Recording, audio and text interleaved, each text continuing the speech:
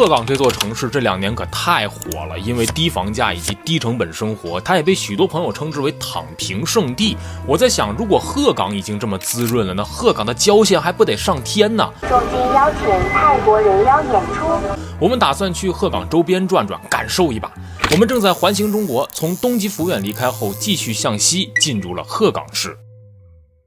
在网上很容易找到关于鹤岗房价的信息，中心城区二手房均价2000左右每平米，而边缘城区的房价几乎到了离谱的程度，尤其是老旧社区，400-500一平的二手房也比比皆是。如果离开鹤岗市区跑到周围的郊县，那房价岂不是得更低吗？在离鹤岗不远的北边有一座小城，在地图上可以看到它的规模很小，我们一开始认为它是一个镇，但它却有一座很大的购物中心，其中甚至还有肯德基。这座小城名叫宝泉岭。我们来到宝泉岭之后，天降宝泉，没夸张，这水量确实像泉水喷涌似的。我们想看看房价，但房产网站上显示它不属于鹤岗，而且没有任何信息。再回到地图上看行政区划，它又确实在鹤岗的罗北县境内。难道这座小城既属于鹤岗，又不属于鹤岗？没错，在屋檐下和我们一起躲雨的当地小哥跟我们说，宝岭是宝泉岭，鹤岗是鹤岗。如果你单独以行政区，现在是属于那个鹤岗的但是之前它是这个宝泉岭的那个是建设兵团。这里引出了一个概念，建设兵团。穿梭在广袤的东北大地，我们经常可以看到有一些没有名字的城镇，它只有一个番号。例如我们之前路过的一座城，它就叫850农场。新中国成立之后，为了稳固边防、发展经济，我们在边疆区以及广袤的西北内陆开展了大规模屯垦。管理屯垦的单位是工农兵学商5位一体的半军事化组织生产建设兵团。参与生产的同志们定居在一起，渐渐形成了一座座城市，宝泉岭也是其中之一。所以它既不是镇，也不是县。啥叫大规模屯垦？来东北之前我也没概念。先看一下卫星图，这是我的家乡山东省威海市，地处半岛，多丘陵，耕地小而细碎。而这是东北的三江平原，大规模屯垦的地块，各位可以自行比较。从无人机视角上看则更加直观，是这样的，一眼望不到边。我们是村落包围着田地，而这里是田地上点缀着村落。我猛地想到地理书上听到过这里，当时的表述是东北平原地势平坦，土壤肥沃，适宜大规模的机械化耕作。原来如此。外地朋友来这里生活需要考虑的第一大问题就是冷。这边冬天最冷能到多少度啊？30多度，40度。30多度、40多度，那就基本上冬天都在屋里待着呗，很难活动啊，在外面这个温度，还是都习惯了。其实废话，谁能习惯呢？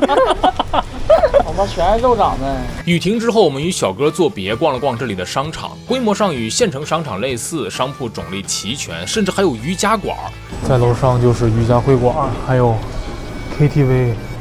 可能是因为人口少的缘故，这里的肯德基不存货，全部都是现点现做，点一份基本套餐也要等上半个小时，所以它在这里不算是快餐。当你走上街头，更有趣的来了。小唱10元起，重金邀请泰国人妖演出，还用东北搞笑怪才带您嗨翻全场。没有想到宝泉岭有这么惨劲的节目。岭南社区对面电话。其实我真挺想去看看的，因为就是我主要比较感兴趣的是东北搞笑怪才，真的，这个你相信我。他那个是又是人妖又东北搞笑怪才，是不是？从来没见过搞笑的人妖。不是，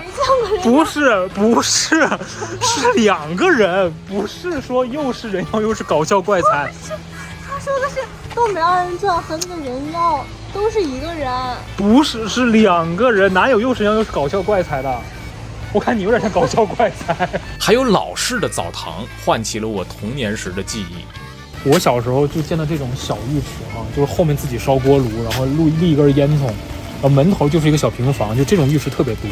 后来在城市里就看不到这种浴池了，就开始变那种就是能洗浴中心的，是吧？能休息，能捏脚按摩，全变成那一套了。但是其实在东北，包括就我小时候对这种浴池应该是印象非常深刻的。就我是一个资深的洗浴爱好者，真是洗浴爱好者，就没有别的，就是单纯的爱洗浴，洗澡，喜欢洗澡，喜欢水。所以我对这个东西印象就特别深刻。我小时候特别喜欢去浴室，现在也特别喜欢去浴室，于是我们当下决定晚上去当地比较好的洗浴中心洗个澡过个夜。不得不说，这座洗浴中心给我们带来了第二波价格震撼。我不知道各位家乡的洗浴中心是什么价位啊？在这里，洗澡门票加搓澡加拔罐局部按摩采耳3选1加过夜，就是正常的过夜啊，一共39元。OK， 今天晚上在这边过夜了啊，看一下这边环境应该还可以。1个小时之后见吧，1个小时在这汇合，里面就不拍了。我一度怀疑这里有潜在消费，但是除了用地磅秤当成体重秤之外，我没有找到任何疑点。整个地磅秤呢，去皮啊，还得充不了电了。今天晚上我俩手机可能面临一个没电的情况。在没电之前，先看看哥们儿这个丝袜吧。这个我属实是没想到啊。不是这个地方为什么？咱说，为什么进这个休息室还要换个丝袜？我没想到，这怎么回事？而且我本身不是丝袜的效果吧，是被你穿成了丝袜效果。我这46号脚多长？哎，没有人会生产46号的丝袜。哎，你看看，行吧？太对了。我给你个特写。这一进来应该说是属实很敞亮，左手边4台电脑，网吧还是免费的，上网时间可以到晚23点。我这感觉到进饭馆了啊，有点那个啊，菜单挺丰富的，那挺好。这些菜早上也都有吗？都有。那咱俩明天早上可以再来吃。就最好40之后来洗。7点40之后。对，因为40之后不是我的班，我懒得洗。这个现代打工人。非常好，我觉得这就是我喜欢的东北人的性格。我们在洗浴中心睡了一晚，辗转反侧，半梦半醒之间，我想这里是我们脑海中的躺平之城，但它更是千里之外某位素未谋面的普通人的家乡。对于生活在这里的人而言，躺平也绝不是这座城的唯一属性，它的背后有上溯到这座城建立至今一代代人的成长故事。我们带着对房价的猎奇来到这里，但到现在真正使我们感慨的是广袤且丰饶的东北大地，是宝泉岭一望无际的耕田，是鹤岗黝黑的矿坑，是小兴安岭深邃的林海，以及那些课本上记载的没有记载的一桩桩东北往事。之后我梦到了我们在进入洗浴中心之前看到的那头牛。你好，它站在饭店门口的皮卡中，静静地看着我们。是吗？我喂了它一棵草，也不知道它现在如何了。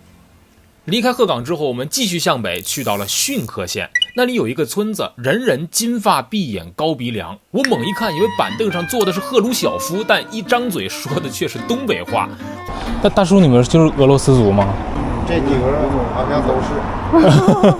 环行中国的旅程还在继续，现在关注一波，后面的路还长着呢。